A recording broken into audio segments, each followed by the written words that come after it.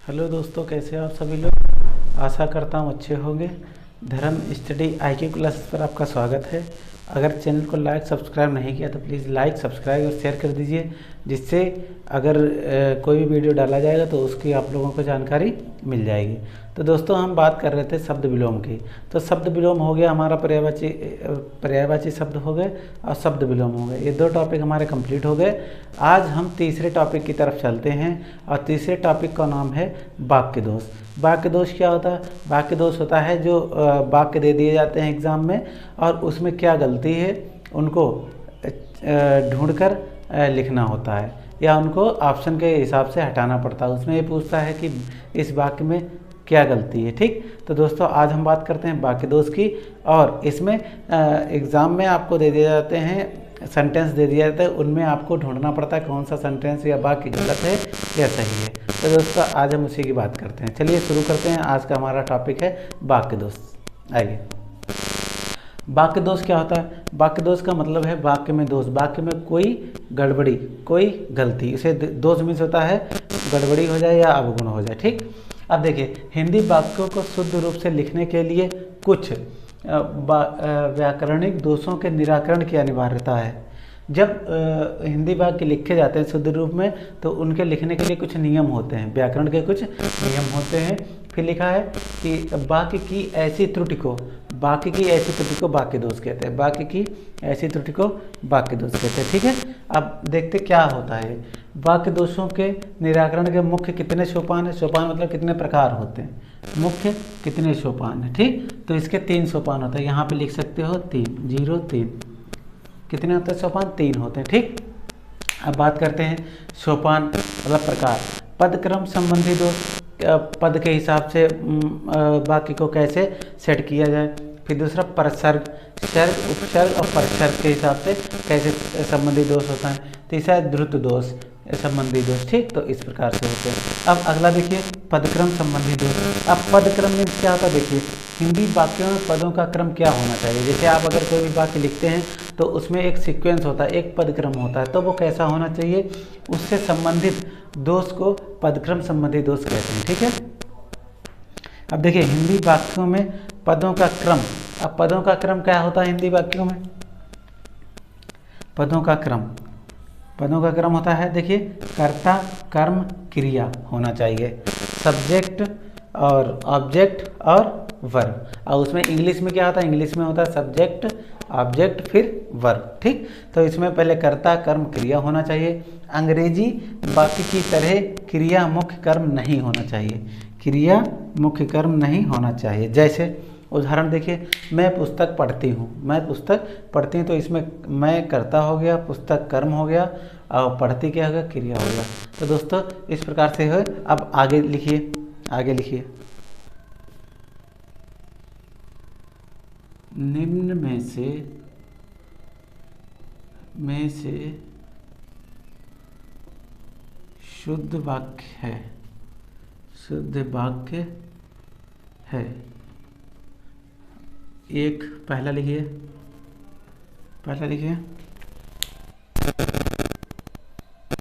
रावण को अंगद ने शांतिपूर्वक समझाया। रावण को अंगद ने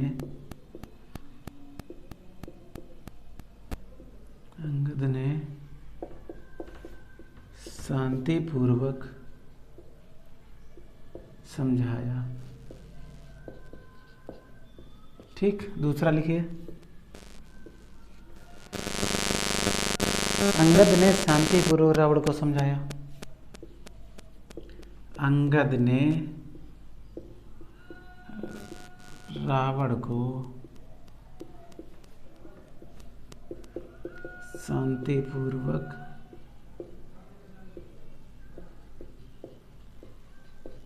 समझाया। ठीक, अंगद ने रावण को शांतिपूर्वक समझाया।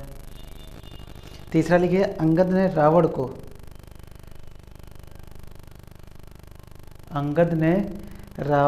शांतिपूर्वक समझाया हो गया। तीसरा लिखिए, अंगद ने शांतिपूर्वक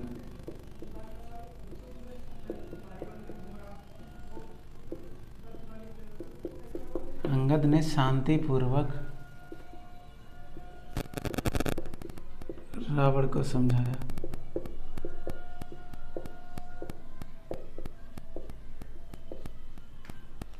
अंगद ने शांतिपूर्वक रावण को समझाया। ठीक, लास्ट लिखिए शांतिपूर्वक अंगद ने रावण को समझाया। शांतिपूर्वक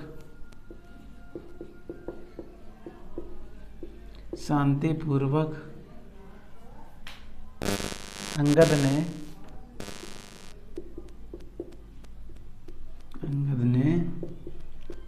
रावण को समझाया। ये 4 ऑप्शन हो गए, इनमें से आपको एक बताना सही कौन सा है। ठीक, इसमें सही देखिए, इसमें रावण को अंगद ने शांतिपूर्वक समझाया, गलत है, ये गलत है। रावण को अंगद ने शांतिपूर्वक समझाया, गलत है। ठीक, अब देखिए दूसरा है अंगद ने रावण को शांतिपूर्वक समझाया, ये हो सकता सही। तीसरा देखिए अंगद ने शांतिपूर्वक, यहाँ शांतिपूर्वक रावण को समझाया। ठीक, ये भी हो सकता है। शांतिपूर्वक अंगद ने रावण को समझाया, ये गलत है। ठीक, अब 2 में से बताइए कौन सा है। देखिए यहाँ अंगद ने, शांति आ गई पहले, जबकि पहले क्या होगा, कर्ता कर्म और क्रिया के हिसाब से सेट करेंगे। तो इसमें अंगद ने शांतिपूर्वक समझाया, ये गलत हो गया, बचा एक हमारा। ठीक, क्या है, अंगद ने रावण को शांतिपूर्वक समझाया, इसमें कर्ता कर्म और क्रिया के हिसाब से आपका सही है। ठीक, अंगद ने किसको, रावण को, फिर शांतिपूर्वक समझाया। क्लियर। अब अगला देखिए, अब दूसरा थोड़ा नियम देखिए। दूसरा एक उधर हो गया था, दूसरा देखिए, हिंदी वाक्य में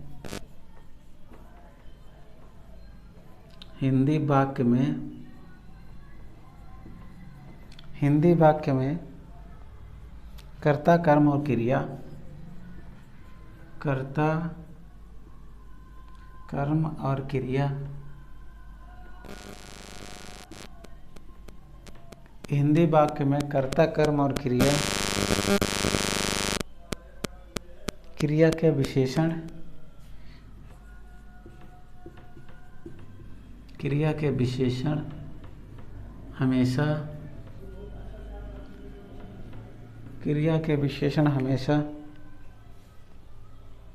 कर्ता कर्म और क्रिया के पहले आने चाहिए।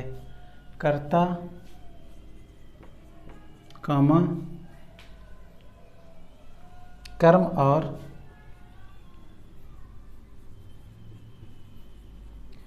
क्रिया के पहले आने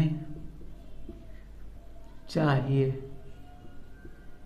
ठीक, इसमें क्या है, हिंदी वाक्य में जो कर्ता है, कर्म और क्रिया, कर्ता कर्म और क्रिया के विशेषण हमेशा कर्ता कर्म और क्रिया के पहले आने चाहिए। ठीक,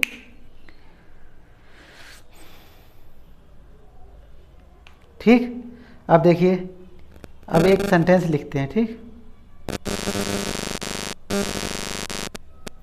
दुष्ट छात्र को, उदाहरण लिखिए पहला, दुष्ट छात्र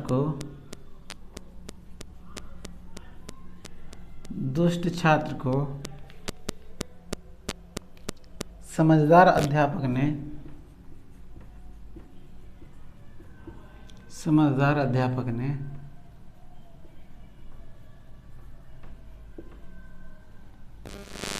दुष्ट छात्र को समझदार अध्यापक ने जोर जोर से कक्षा में,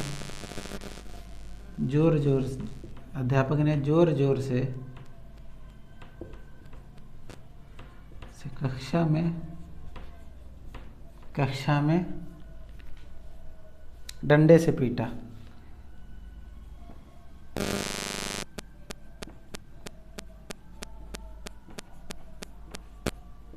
ठीक, अब देखिए इसमें सीक्वेंस देख लीजिए क्या होना चाहिए।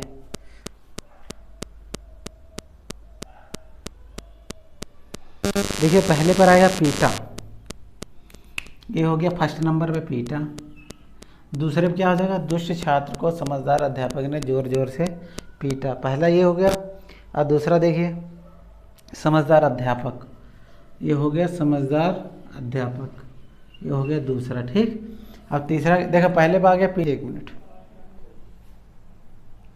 चलिए ये थोड़ा रिवीजन कर लेते हैं। निम्न में से शुद्ध वाक्य कौन सा है, तो इसमें था अंगद ने रावण को शांतिपूर्वक समझाया। ठीक, अब इसके बाद हमने आपको एक नियम बताया था, हिंदी वाक्य में कर्ता कर्म और क्रिया के विशेषण हमेशा कर्ता कर्म और क्रिया के पहले आने चाहिए। कहाँ आने चाहिए, पहले आने चाहिए। ठीक, अब इसका उदाहरण देखा था, दुष्ट छात्र को समझदार अध्यापक ने जोर जोर से कक्षा में डंडे से पीटा। अब देखिए इसमें क्रम क्या है, देखिए इसमें दुष्ट छात्र, पहला छात्र कैसा है, दुष्ट, फिर दूसरे नंबर पर समझदार अध्यापक, देखिए चल रहा करता करता, फिर जोर जोर से, फिर कक्षा में, फिर डंडे से, फिर पीटा था। इस प्रकार से आपका पदक्रम के आधार पर वाक्य दोष क्लियर हुआ।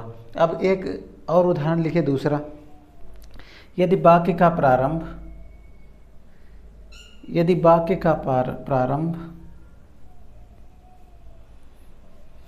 सर्वनाम से हो तो कक्षा अर्थात सर्वनाम का विशेषण के बाद का पुनः होगा। ठीक है, जैसे दूसरा, आप लोग समझदार हैं, दूसरा उदाहरण देखिए, यहाँ पे दूसरा लिखते हैं एग्जाम्पल, आप लोग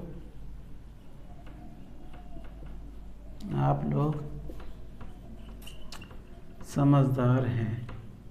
इसमें देख लीजिए, आप लोग समझदार हैं, इसमें देखिए कर्ता प्रविशेषण विशेषण क्रिया। ठीक, यदि वाक्य का प्रारंभ सर्वनाम से हो तो कक्षा अर्थात सर्वनाम का विशेषण कर्ता के बाद या विशेषण से पहले प्रविशेषण के रूप में किया जाएगा। ठीक, जैसे आप लोग अधिक समझदार, आप लोग अधिक है, अधिक छूट गया, अधिक लिख लीजिए, अधिक, तो देखिए आप लोग क्या हो जाएगा, लिखिए आप लोग हो जाए कर्ता, अधिक हो जाएगा प्रविशेषण, फिर समझदार हो जाए विशेषण। ठीक, तो आप लोग अधिक समझदार हैं, तो प्रविशेषण क्या होता है, जब विशेषण की विशेषता होता है वो प्रविशेषण होता है। क्लियर, तो कर्ता हो गया आप लोग, अधिक हो गया प्रविशेषण, समझदार हो गया विशेषण। ठीक, अब आगे चलिए, आगे करते हैं।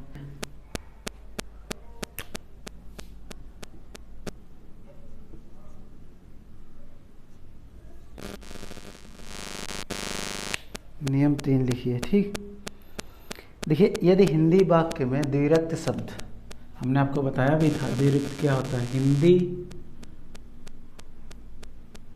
वाक्य में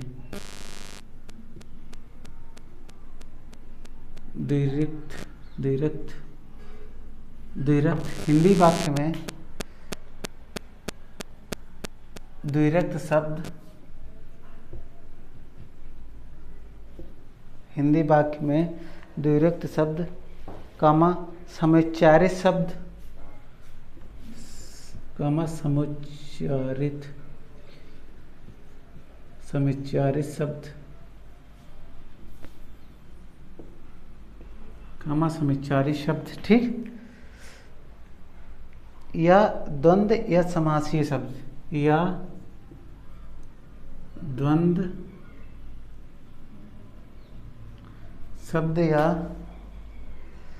द्वंद्व समासीय शब्द, द्वंद्व समासीय शब्द, द्वंद्व समासीय शब्द। ठीक, द्वंद्व समासीय शब्द का प्रयोग हुआ हो, का प्रयोग हुआ हो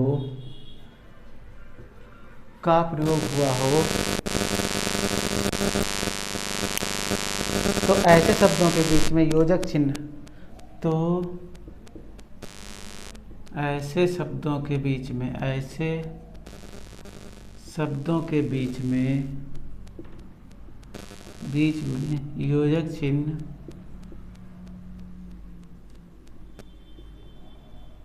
चिन्ह, ऐसे शब्दों के बीच में योजक चिन्ह का प्रयोग अवश्य करना चाहिए। योजक चिन्ह का प्रयोग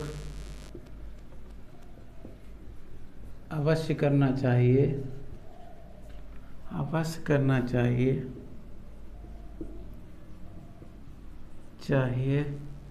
नहीं तो शब्द गलत माना जाएगा।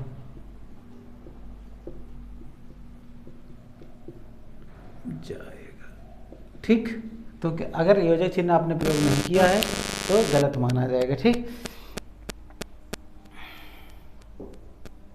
और जिस वाक्य में ऐसे शब्द का प्रयोग होगा, हाँ आगे ये भी लिख लो, जिस वाक्य में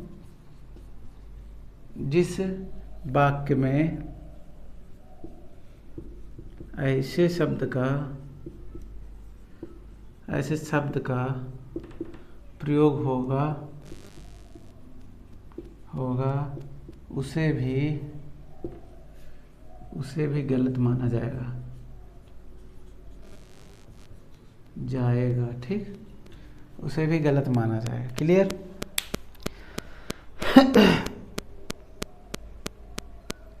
अब उदाहरण लिख ले, जैसे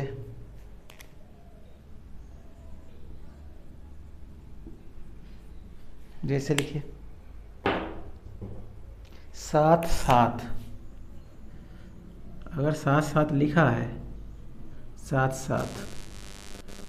ठीक, दूसरा लिखिए, बार बार, बार बार, इधर उधर,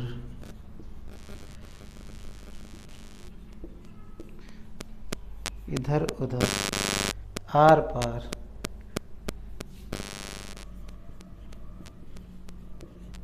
आर पार। ठीक, देखिए इसमें क्या है, साथ साथ, बार बार, इधर उधर, आर पार। ठीक, तो इसमें द्विरक्त शब्द इसमें दो हैं, ये द्विरक्त शब्द हैं, द्विरक्त शब्द। ठीक, इसमें गलती बताइए क्या है, ये समुच्चारित है। ये कैसे है?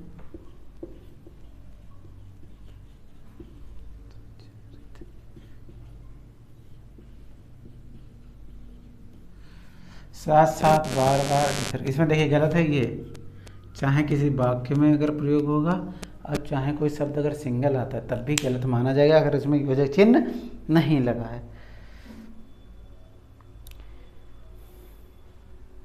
अच्छा, और जैसे अगर हम एक उदाहरण दें कि भिखारी सड़क पर इधर उधर घूम रहा था, एग्जाम्पल लिख लीजिए, भिखारी सड़क पर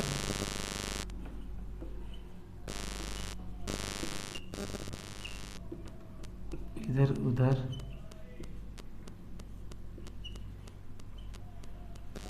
घूम रहा था। अब अगर योजक चिन्ह इसमें नहीं लगा हो तो गलत हो जाएगा, तो योजक चिन्ह नहीं लगा तो गलत हो जाएगा। 3 हो गए, नियम नंबर 3।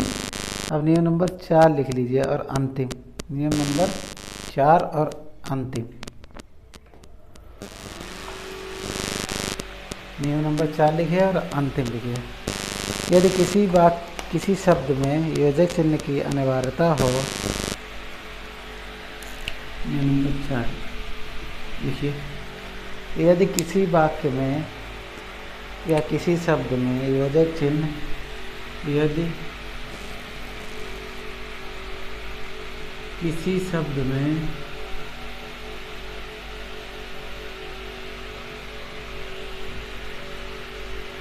योजक चिन्ह, किसी शब्द में योजक चिन्ह, मतलब योजक चिन्ह कैसे, डैश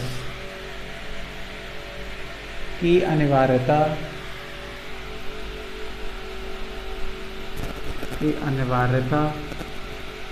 योजक चिन्ह की अनिवार्यता हो, उसका प्रयोग ना करने से हो, अनिवार्यता हो, उसका प्रयोग ना करने से, उसका प्रयोग ना करने से उसका प्रयोग ना करने से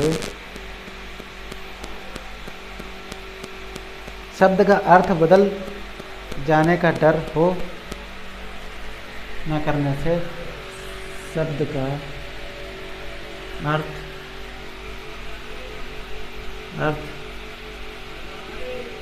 बदल जाने का डर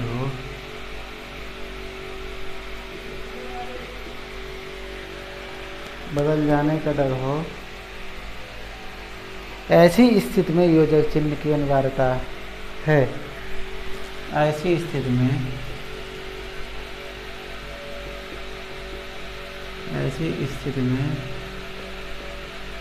योजक चिन्ह की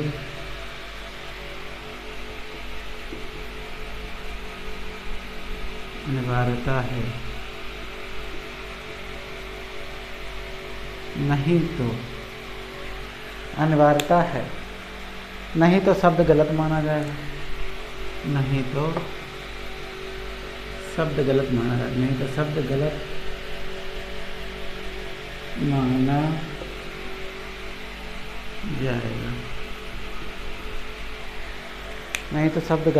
माना जाएगा। ठीक, क्लियर हुआ?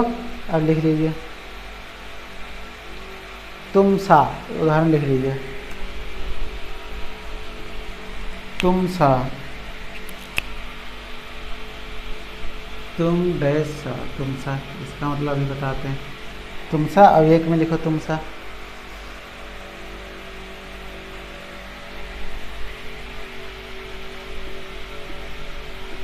देखिए ये अलग अलग है, वो अलग अलग एक में है। ठीक, लिखे भूगोल, भूधन गोल, इधर एक में लिख लीजिए भूगोल। ठीक, अगला लिख लीजिए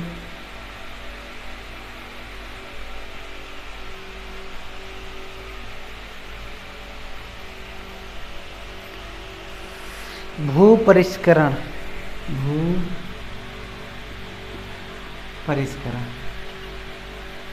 अब उधर एक में लिख दीजिए भू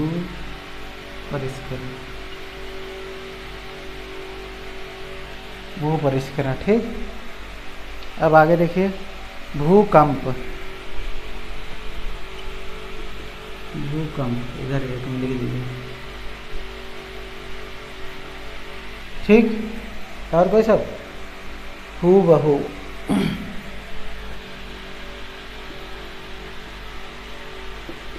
इधर एक में लिख दीजिए। ठीक, अब बताता हूँ तुम्हें। देखिए इसमें अगर भूगोल देखेंगे तो ये आपकी क्या हो जाएगी, ये पृथ्वी हो जाएगी। क्या हो जाएगी? पृथ्वी। इसका मतलब अब अगर ये देखेंगे तो ये विषय हो जाएगा। इतना अंतर है, देख लीजिए आपके सामने। ठीक, भूगोल अगर अलग अलग करके लिखा जाएगा तो वो पृथ्वी होगा, अगर एक में लिख देंगे तो भूगोल हो जाएगा। क्लियर? तुम सा देखिए, तुम सा मतलब होता है तुच्छ आदमी, अगर एक में लिख दोगे इसका मतलब हो जाएगा तुच्छ आदमी। ठीक, अब इसका हो जाएगा तुम सा मतलब तुम्हारे जैसा, ठीक। अब देखिए भूकंप, इसका मतलब भूकंप हो जाएगा क्या, जो प्राकृतिक आपदा होती है। और इसका मतलब क्या हो जाएगा, होमवर्क है, देख के बताइएगा। ठीक, भू परिष्करण, जो पृथ्वी है उसके चारों तरफ परिक्रमा करना भू परिष्करण होता है, जिसमें सैटेलाइट है या चंद्रमा है, सूर्य है। अब भू परिष्क्रमण अब अपने आप घूम जाए। ठीक,